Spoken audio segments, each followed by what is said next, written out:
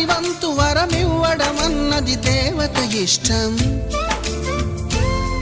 ప్రేమించడం ప్రేమికుడి వంతు, కరుణించడమన్నది ప్రేయసి ఇష్టం.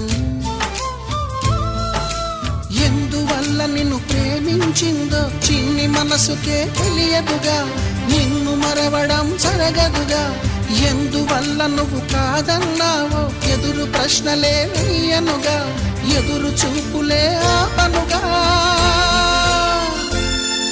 ఏనాటికో ఒకనాటికి నీ ప్రేమ సాధిస్తా.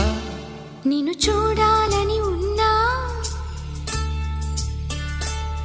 నిన్ను చూడాలని ఉన్నా, నీ